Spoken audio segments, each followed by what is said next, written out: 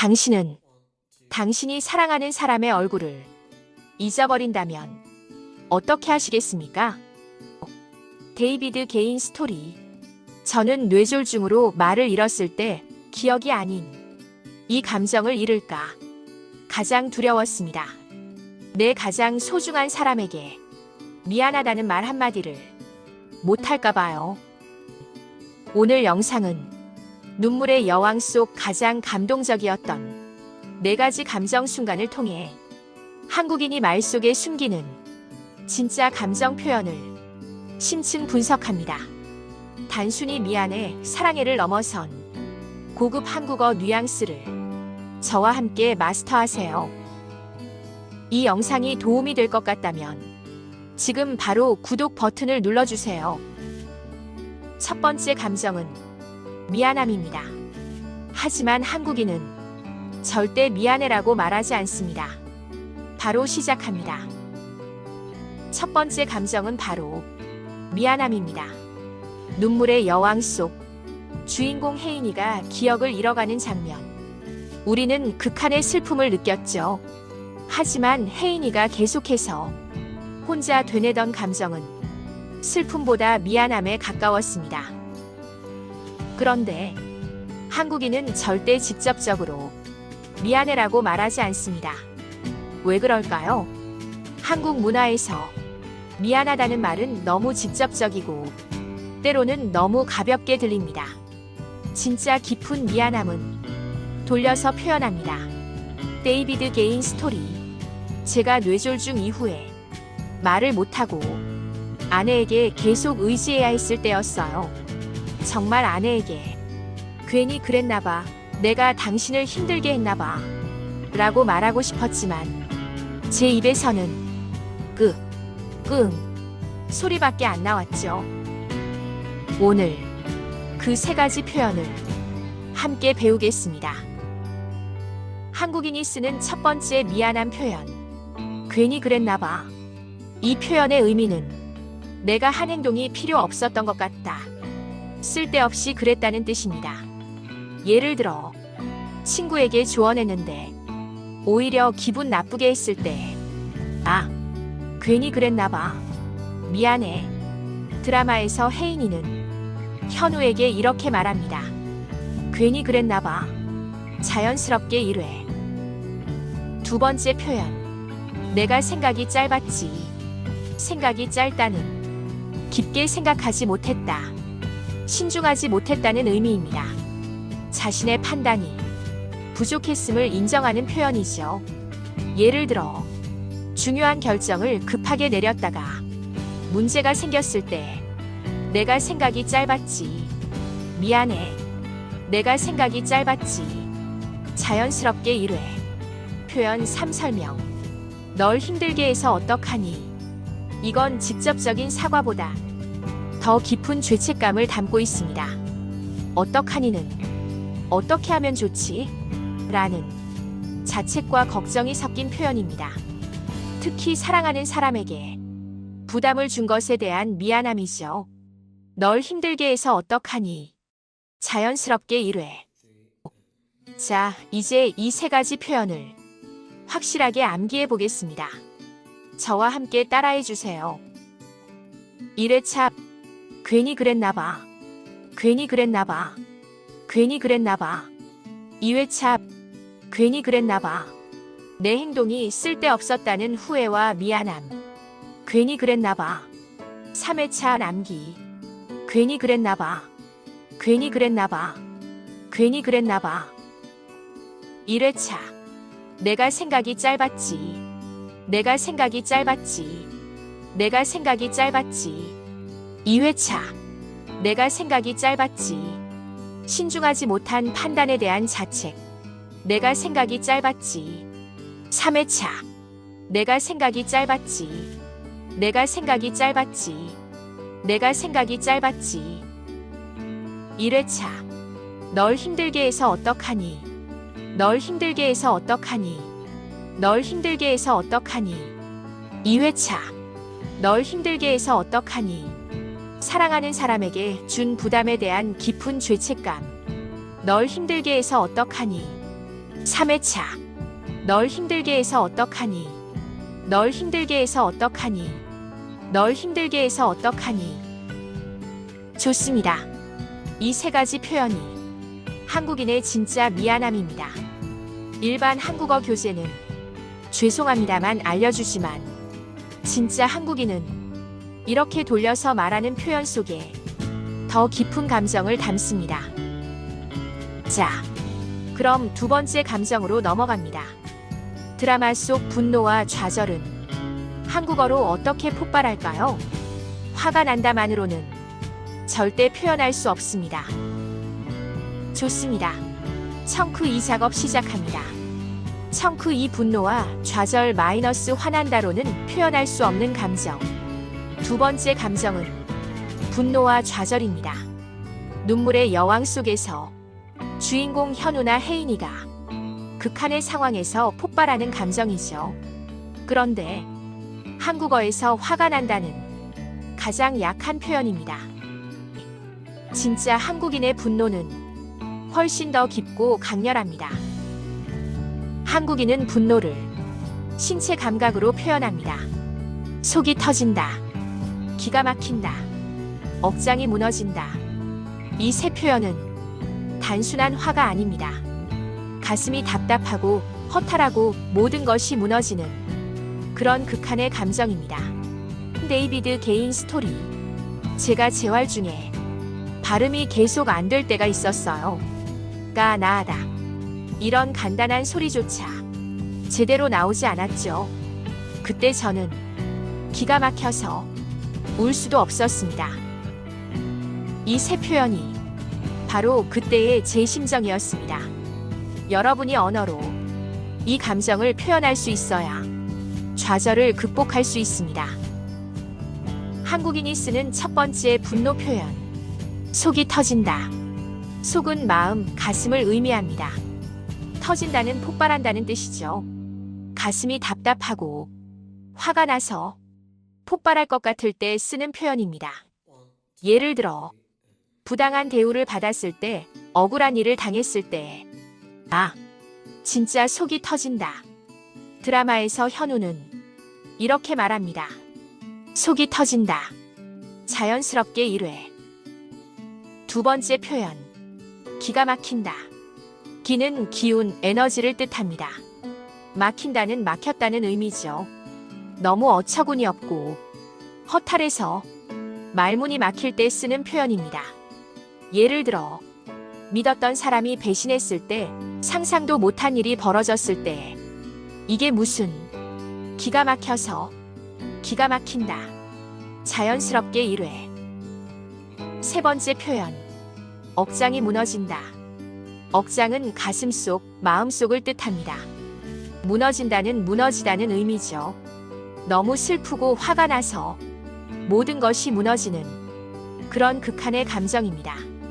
예를 들어 소중한 사람을 잃었을 때, 모든 노력이 헛되었을 때 억장이 무너진다. 정말 억장이 무너진다. 자연스럽게 1회. 자, 이제 이 세 가지 표현을 확실하게 암기해 보겠습니다. 강렬한 감정입니다. 저와 함께 소리내서 말해보세요. 1회차 한국어만. 속이 터진다. 속이 터진다. 속이 터진다. 2회차 뉘앙스 설명. 속이 터진다. 가슴이 답답하고 화나서 폭발할 것 같은 심정. 속이 터진다. 3회차 한국어만 암기. 속이 터진다. 속이 터진다. 속이 터진다. 1회차 기가 막힌다. 기가 막힌다. 기가 막힌다. 2회차 기가 막힌다. 어처구니 없고 허탈해서 말문이 막힌 상태. 기가 막힌다. 3회차 기가 막힌다. 기가 막힌다. 기가 막힌다. 1회차 억장이 무너진다. 억장이 무너진다. 억장이 무너진다. 2회차 억장이 무너진다. 슬픔과 분노로 모든 것이 무너지는 극한의 감정. 억장이 무너진다. 3회차 억장이 무너진다. 억장이 무너진다. 억장이 무너진다. 완벽합니다. 이 세 가지 표현이 한국인의 진짜 분노와 좌절입니다. 교과서는 화가 나요만 가르치지만 실제 한국인은 이렇게 신체 감각으로 훨씬 더 강렬하게 표현합니다. 10분이 지났습니다. 여러분 잘 따라오고 계신가요? 이제 세 번째 감정입니다. 가장 중요한 감정, 바로 사랑입니다. 그런데 한국인은 왜 쉽게 사랑해라고 말하지 않을까요? 청크 3사랑 한국인이 사랑해를 아끼는 이유. 세 번째 감정은 가장 중요한 감정입니다. 바로 사랑입니다. 눈물의 여왕은 사랑 이야기입니다. 하지만 주인공들은 쉽게 사랑해라고 말하지 않습니다. 왜일까요? 한국 문화에서 사랑해라는 말은 너무 무겁습니다. 한번 말하면 그 무게를 책임져야 합니다. 그래서 한국인은 사랑해 대신 다른 말 속에 사랑을 숨깁니다. 행동으로 보여주는 말, 걱정으로 표현하는 말, 약속으로 전하는 말입니다. 데이비드 개인 스토리. 제가 회복 후 처음으로 아내에게 말을 건넸을 때가 있었습니다.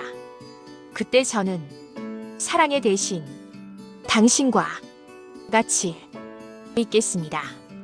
이렇게 말했어요. 이 한마디가 저에게는 수백 번의 사랑해보다 큰 노력이었습니다. 진짜 사랑은 말보다 행동을 담은 말입니다. 오늘 그 네 가지 표현을 배우겠습니다. 한국인이 쓰는 첫 번째 사랑 표현. 밥 먹었어? 이건 단순한 질문이 아닙니다. 너의 건강이 걱정된다. 너를 생각하고 있다. 내가 소중하다. 이 모든 의미가 담겨 있습니다. 한국에서 밥은 생명과 같습니다. 밥을 챙기는 것은 그 사람을 챙기는 것입니다. 드라마에서 현우는 혜인에게 매일 이렇게 묻습니다. 밥 먹었어? 자연스럽게 1회. 두 번째 표현. 들어가 쉬어. 이것도 단순한 권유가 아닙니다. 너의 안전을 바란다. 너의 안정을 원한다. 너무 무리하지 마라. 이런 깊은 배려가 담겨 있습니다. 특히 사랑하는 사람이 힘들어 보일 때 이제 들어가 쉬어. 내일 하자. 들어가 쉬어. 자연스럽게 1회. 세 번째 표현. 내가 옆에 있어 줄게. 이건 단순한 위로가 아닙니다. 혼자 두지 않겠다. 함께 이겨내겠다. 끝까지 책임지겠다. 이런 강력한 약속입니다. 한국인에게 옆에 있다는 것은 가장 큰 사랑의 증명입니다. 무슨 일이 있어도 내가 옆에 있어 줄게. 내가 옆에 있어 줄게. 자연스럽게 1회. 네 번째 표현. 같이 있겠습니다. 이건 제가 아내에게 한 말입니다. 당신과 함께 하겠다. 앞으로도 계속, 영원히. 이 모든 의미가 담겨 있습니다. 알겠습니다는 강한 의지와 약속을 나타냅니다. 단순한 같이 있어보다 훨씬 더 무겁고 진지한 표현입니다. 같이 있겠습니다. 자연스럽게 1회. 자, 이제 이 네 가지 표현을 마음속 깊이 새겨보겠습니다. 사랑하는 사람에게 이렇게 말할 수 있는 여러분이 되길 바랍니다. 1회차 한국어만. 밥 먹었어? 밥 먹었어? 밥 먹었어? 2회차 뉘앙스 설명. 밥 먹었어? 너의 건강과 안녕, 걱정하는 마음. 밥 먹었어? 3회차 한국어만 암기. 밥 먹었어? 밥 먹었어? 밥 먹었어? 1회차. 들어가 쉬어. 들어가 쉬어. 들어가 쉬어. 2회차. 들어가 쉬어. 너의 안전과 안정을 바라는 배려. 들어가 쉬어. 3회차. 들어가 쉬어. 들어가 쉬어. 들어가 쉬어. 1회차. 내가 옆에 있어 줄게. 내가 옆에 있어 줄게. 내가 옆에 있어 줄게. 2회차. 내가 옆에 있어 줄게. 혼자 두지 않겠다는 강력한 약속. 내가 옆에 있어 줄게. 3회차. 내가 옆에 있어 줄게. 내가 옆에 있어 줄게. 내가 옆에 있어 줄게. 1회차. 같이 있겠습니다. 같이 있겠습니다. 같이 있겠습니다. 2회차. 같이 있겠습니다. 영원히 함께 하겠다는 진지한 의지. 같이 있겠습니다. 3회차. 같이 있겠습니다. 같이 있겠습니다. 같이 있겠습니다. 아름답습니다.